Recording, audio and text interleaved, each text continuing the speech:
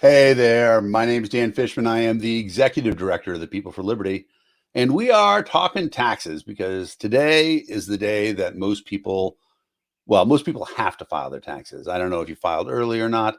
I tend to do it right away to find out sort of what the damage is. This year was terrible. It's actually the worst year I've ever had in terms of owing money for taxes.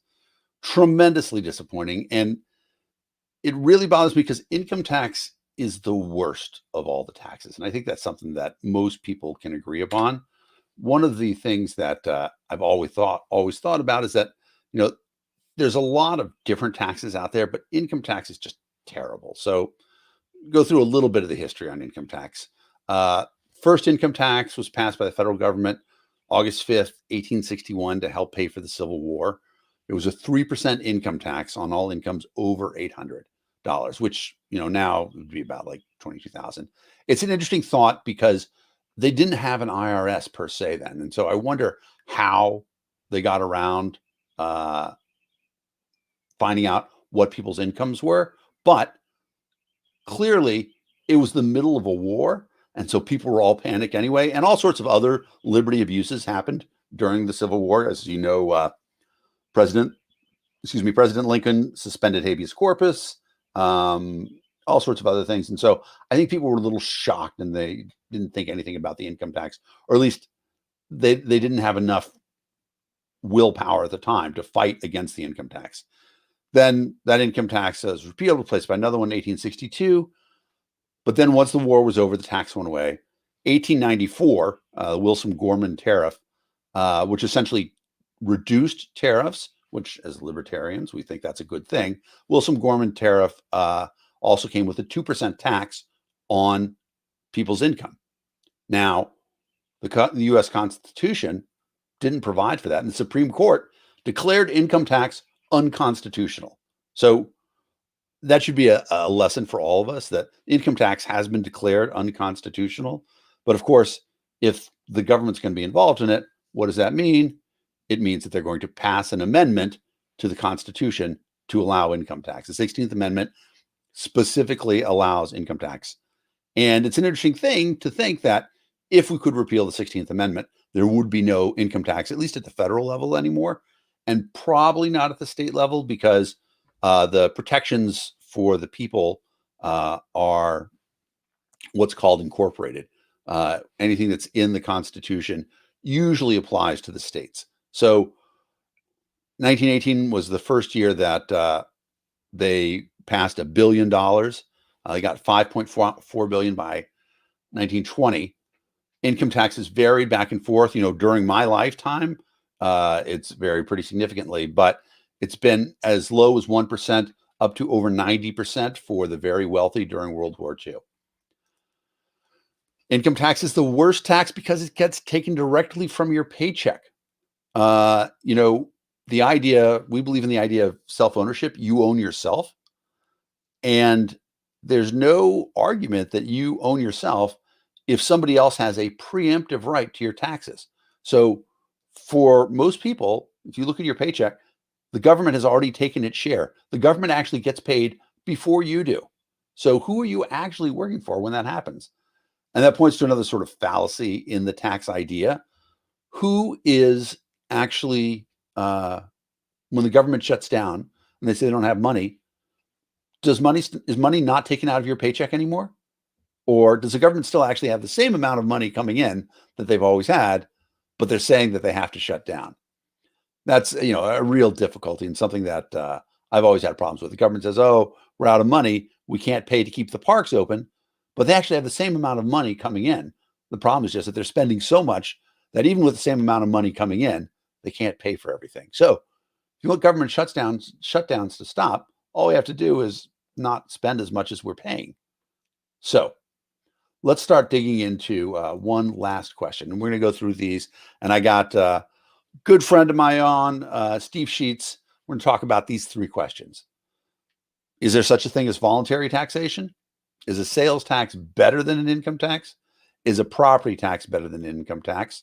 And to help me talk about all of those things is my friend from Pennsylvania, Steve Sheets. Hey, Steve, how's it going?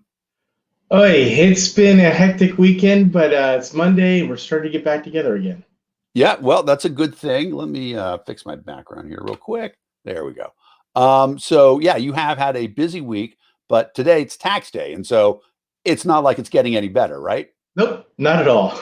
Are you one of the people who had to wait to do your taxes, or did you actually get them done beforehand?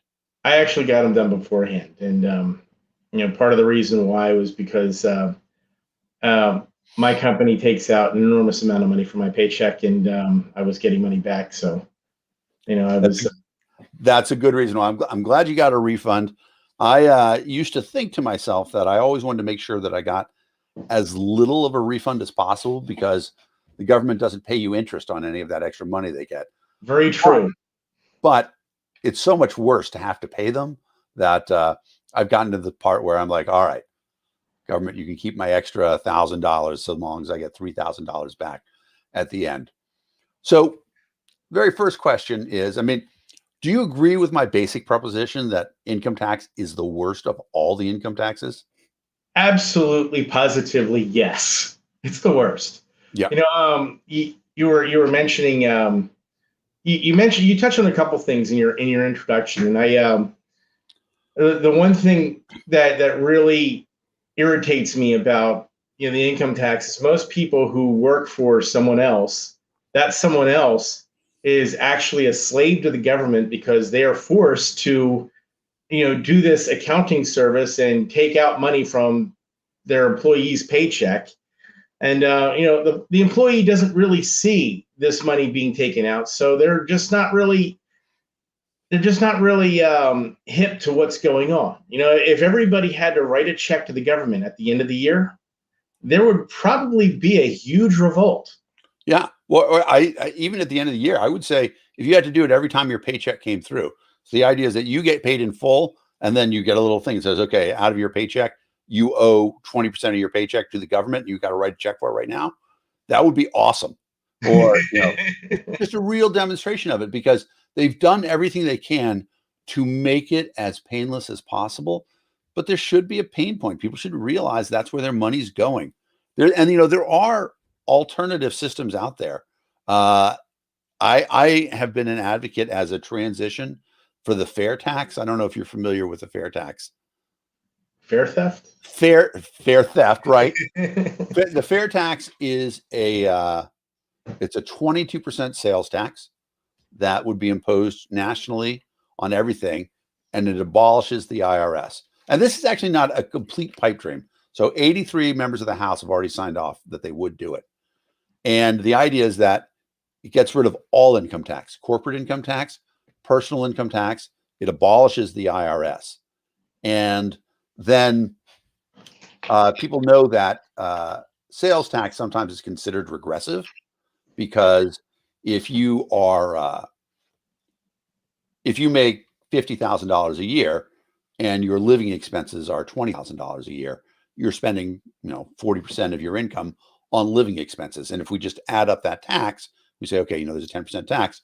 You're hurt by that more than a millionaire whose living expenses are also $20,000 a year because that $20,000 is a smaller thing. So the fair tax has this idea of what's called a prebate. And essentially it says for every person in your household, you get X amount of dollars of spending before you have to pay any taxes on them. So if you were normally the prebate would say 22,000, just give me a little easier math. We'll say you're making $100,000, and so if there's a 22% sales tax, you spend $100,000, you have to pay $22,000 in taxes on it.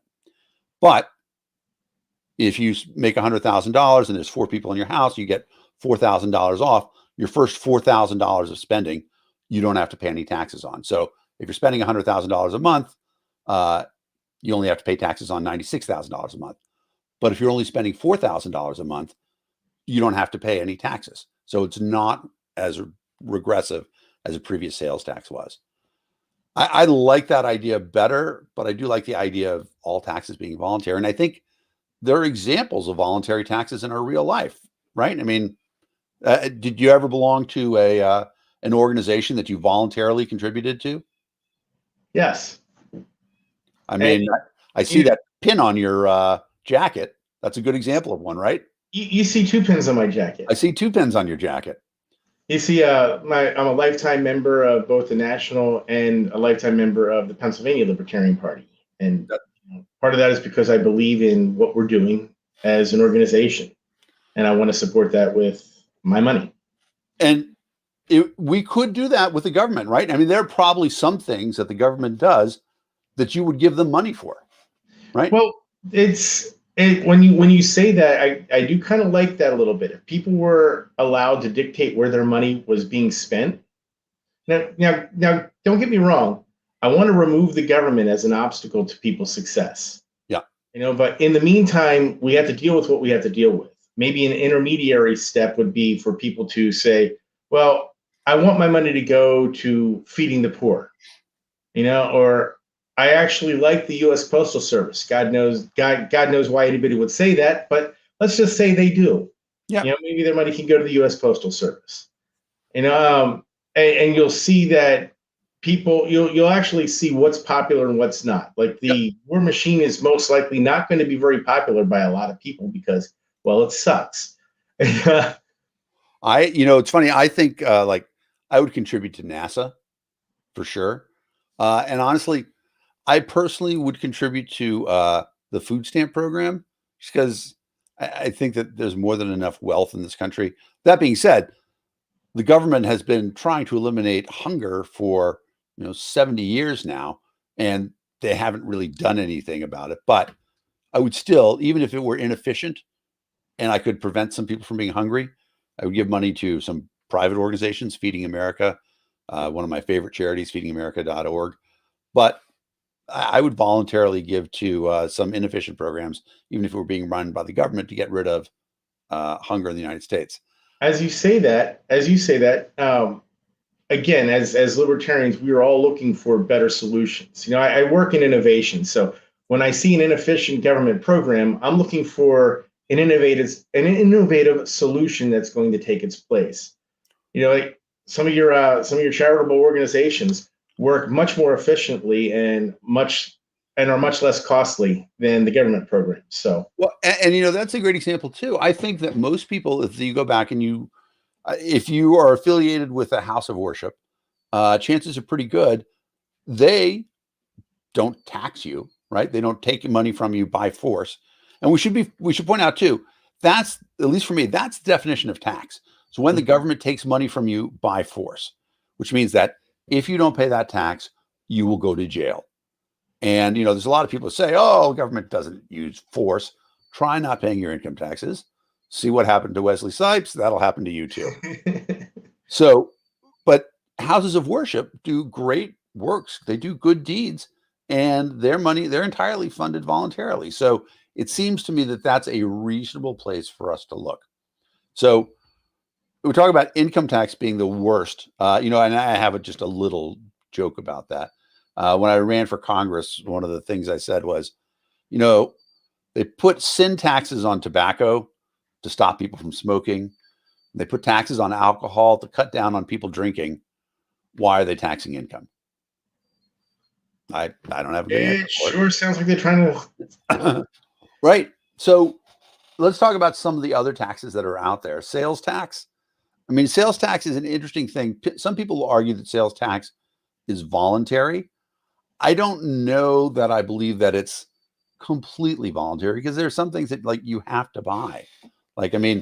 For the nature of what I do, I have to have a car in my life. So I had to buy a car. I had to pay sales tax on it. Yep. But I got to choose which car I wanted.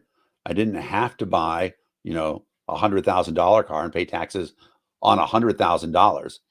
However, I still had to pay taxes on my little truck. And so it's better. It's more voluntary. I can control my spending. But that's one of the things I like about the fair taxes, because it does target the wealthy. No matter what you do, the Democrats are all obsessed with income redistribution at this point in time. No matter what they do, the wealthy are always going to have more money. That is the definition of being wealthy. So no matter what you do, the wealthy people are going to have more money. And so having a system where you say, okay, we're just going to arbitrarily redistribute things through taxation, that's not a great thing. On the other hand, if you didn't have income tax, we probably wouldn't be having conversations about a $15 minimum wage either, right? It's a good point. In Canada, they have something similar. They have their goods and services tax, Yeah. but then shortly after they implemented that, they also brought back their income tax. So part of the issue I have with any kind of changing of the system is that we're going to see something that's supposed to replace an income tax, and then either the income tax never goes away or it comes back later on, and then Right. everybody's paying that much more. We also have this inflationary cycle, where people are spending, God, maybe 3 or 4 times as much for bread, milk, food in general as they Yep. did before. That is kind of a backdoor tax. It's sort of sneaky because, when government just prints up money, things generally start to cost more. Well, there's a great example of that. People remember the last great economic collapse in 2008, and the government responded to it with a thing called quantitative easing, where what they did was they started printing money and then using that money to buy, excuse me, excuse me. They used that money, thank you, to buy stock. So the government starts buying, I believe it was $48 billion worth of stock every month. And what happens when they did that? Stock prices go up. Now, here's the thing. We talk about, some of the blue chip companies in the United States, Ford, Coca-Cola, IBM. As the government starts buying stock, their prices go up. But the company isn't magically worth anymore. What's happened is that the currency has been devalued. And so because the currency is less, it takes more money to say how much its stock is worth. In fact, what happened was quantitative easing was a transfer of wealth from the people who had cash in the bank to the people who owned stock. It's one of the greatest thefts committed by the Obama administration, the transfer of wealth from the middle class to the wealthy. Because, as we said, the wealthy always end up with the money. It's what they do. But so you raise a great point that that's one of the things about income tax. If you are making $10 an hour and your take home pay doesn't have any taxes or Social Security or anything else taken out of it, you take home $400 a week if you're working a 40-hour week. That is a much more livable wage than if you're getting taxed at, let's just say, 20% because you've got health insurance and income tax and state income tax and Social Security, all that other stuff taken out of it. That's a big difference. 20% on $400 is $80. So instead of taking $400 a week, you're taking home $320 a week. It's a big deal. Getting rid of income tax is a much better alternative. In fact, we proposed this in Massachusetts too. Massachusetts had talked about raising the minimum wage, and we countered and said, you know what? Let's not get rid of the minimum wage. Let's just eliminate income tax for everybody under $100,000 because state income tax is in Massachusetts 6%. And of course, no, we don't want to do that. Like, don't you want poor people to have more money? Well, yes, but this works. This happens immediately. They didn't want to do that. So instead, they just wanted to have a way to eliminate that. So talk about sales tax. And then let's talk a little bit about the other tax that people sometimes talk about as an alternative. People sometimes talk about a property tax. Property tax as an alternative to income tax. I mean, property taxes are usually used to fund things in the local area, like school. I mean, at least where I am, property tax mostly funds schools. I don't know what it's like in Pennsylvania. It's different in Pennsylvania because each Really? municipality uses it in different ways. Like in Interesting. my municipality, my taxes go towards trash pickup, snow removal, Right. things the community uses. And while it's not a perfect system, I did voluntarily choose to live in this particular community. So, I really can't complain too much about it. Right. And that's an interesting point too, is that that is something that you have a lot of choices for. And like, Actually, where I live right now, I live in unincorporated Maryland. So I don't have any city taxes. I don't have a police department. I'm covered by a volunteer fire department. Um, and so, I donate voluntarily to my fire department. In fact, we had Captain Berger from New Hampshire on a Liberty Lunch about a month ago, and she convinced me that I should go and sign up. Even an old fat guy like me can help out the volunteer fire department, either through tech services or auxiliary support, stuff like that. So I'm going to go do that too. But so we talked about, property tax is a pretty good alternative, but it's not a great replacement for income tax. Sales tax, we agree that it's not as involuntary as we'd like it to be, but it's so much better than income tax.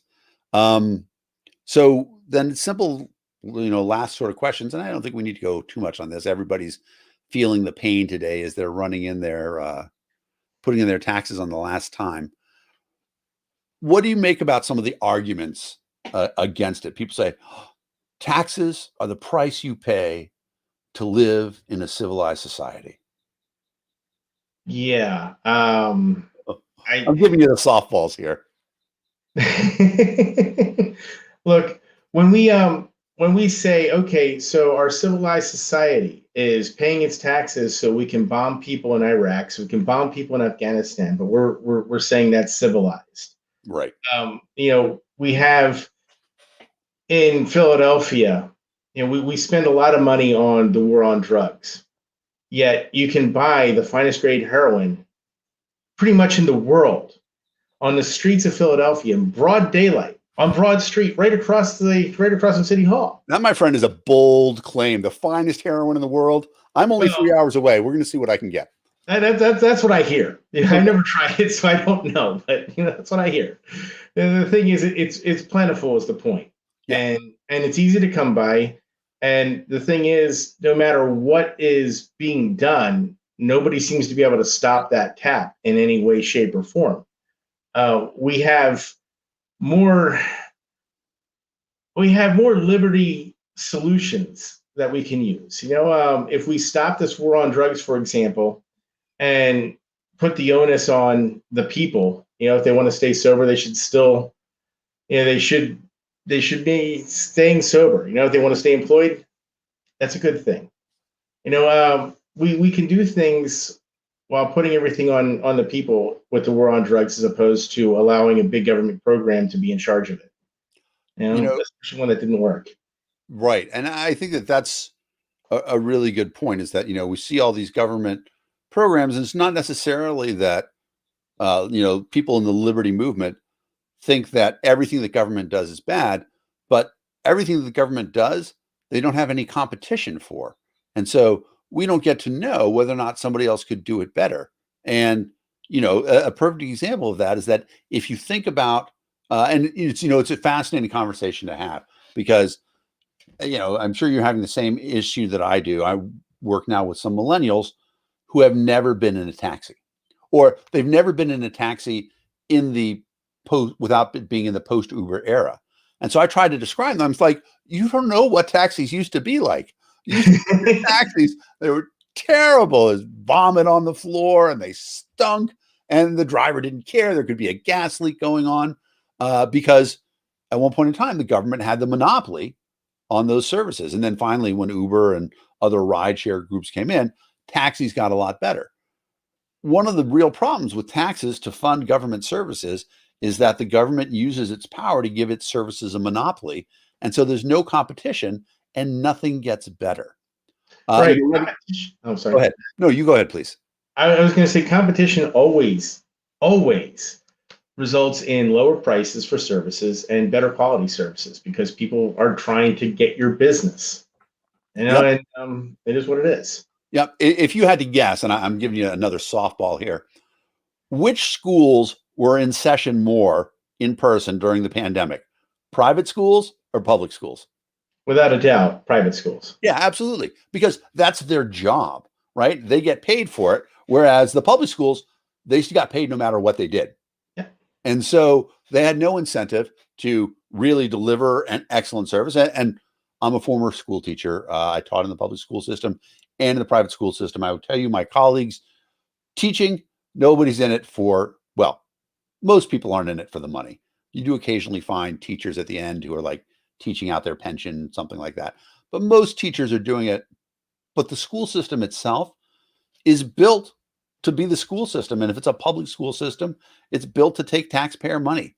That's what it's made for. Yep. That it does that before education being its purpose. So we had a really good question talking about the difference between, from Judith in Texas, asking about the difference between a sales tax and a consumption tax.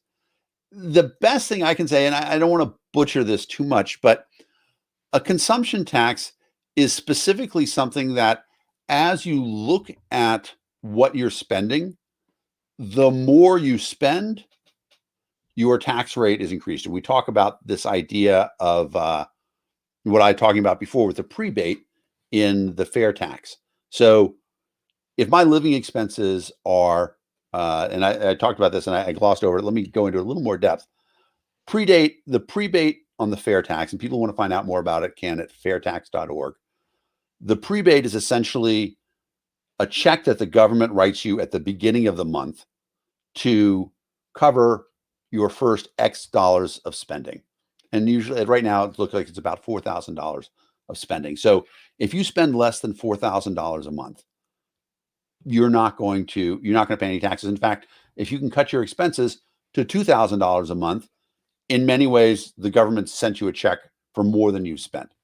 That's sort of a problem in my book, but let's let that pass right now because we need something to get us away.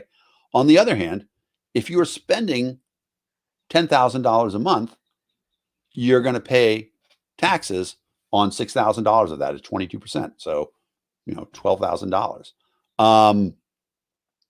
If you're spending $1 million a month, which, there's certainly a lot of people doing that, you're going to pay taxes on everything over $4,000, 22%. And one of the real benefits of that is that, an income tax, the people who define themselves, who get to make the laws, get to define what income is. There was a complaint a while back from Warren Buffett that his secretary was paying a higher tax rate than he was. And it's actually true because he was a hedge fund manager, and hedge fund managers, their income, right, the money that they've made off of other people's money, they only pay taxes on that at 16%. So, and that year he had made $42 million. So he paid $7 million in taxes. I would make the argument that $7 million is still more than any one person's fair share of taxes. But his secretary, who was, earning $100,000 a year, she paid taxes at the 20% rate. And so his argument was, it's not fair the way she's doing it. It's not fair the way the tax rate is. I should pay more. And it should be pointed out, there's nothing to stop the wealthy people from giving to the causes that they support. And they do. And they do, exactly right. I was going to say, you can argue about, whether or not Bill Gates is, an evil figure, but it's clear that he's using his money to make society into the way that he thinks works better. I wish we weren't trying to influence the government to use force to make it happen, but that's probably the final thing about it, is that all the money the government collects for taxes, at least at some point in time, it went to a program that some people had the best of intentions for. They thought, if we get this money, we can do this good thing with it. The problem is, A, your definition of a good thing might not be the same as mine, but also, what happens if you don't pay those taxes? Somebody with a gun comes and throws you in a cage and takes your stuff. Right. And that's the fundamental question about taxation is, how ethical is it to build a society where we take money from one person to provide services for another by force? If we can get people to volunteer, we always say good ideas don't require force. So I've said my piece. Steve, any last thoughts you want to have about taxation and income tax day? Yeah, to be perfectly honest with you, when I think about different different thoughts on like fair tax, as far as, we're going to give you this rebate where if you don't spend over this much, then you're not going to have to pay taxes on it. Well, that almost discourages spending and consumption, and therefore discourages an increase in the economy. People in the United States spend their money freely, and the economy is really good. But when you're doing that and you're discouraging that sort of spending, that sort of working of the economic forces, then you're artificially decreasing the GDP, and I think it's a bad idea. I can't argue with you. I don't want I don't want fair tax to be a permanent thing, but I like it as a transition step. At 22%, you could implement the fair tax right now, and it would generate just as much money as the income tax, and we completely get rid of the IRS entirely. That would be lovely. I Right. would like to. I love that idea. I just don't want the IRS to ever come back. Exactly. Well, that's part of the thing about it is that what people are saying is the right way to do this is to pass the fair tax while repealing the 16th Amendment. So once the 16th Amendment is passed, and once the 16th Amendment is repealed, income tax can't come back. It was already declared unconstitutional without a constitutional amendment. We repeal the amendment, income tax is unconstitutional again, and through incorporation, that would mean state income tax is also unconstitutional, which is a really fascinating thing. It's going to be a problem for the states, but they're going to have to find some way around it. But most states, don't get most of their income from income tax. Most states get sales tax and other things like that. Yep. Finding a way to live without income tax makes our society better because it goes to the core idea of libertarianism, consent culture. Nobody ever gets to touch you without your permission. Nobody gets to take anything from you without your permission either. So, in today's thing about the Me Too movement, right? I think everybody's behind the Me Too movement. It is not okay to touch anybody without their permission. So why can't we apply that to the same idea? Touching means also going into your wallet and taking money from you. It means taking money out of your paycheck. We just want complete consent culture. And if we worry that we have the society that doesn't seem to care about consent so much, maybe the model for that should come from the government at the top level and say, you know what? We're going to say that everybody else should have your consent before they take any money from you. And so with that, thanks very much to my guest, Steve Sheets from Pennsylvania. My name is Dan Fishman. I am the executive director of the People for Liberty. If you want to find out more about us, peopleforliberty.org, link scrolling past there at the bottom. And we look forward to seeing you guys again soon. Thank you for having me, Dan, and thank you all the people who are watching us today. All right. Say goodnight, Gracie. Good night, Grace.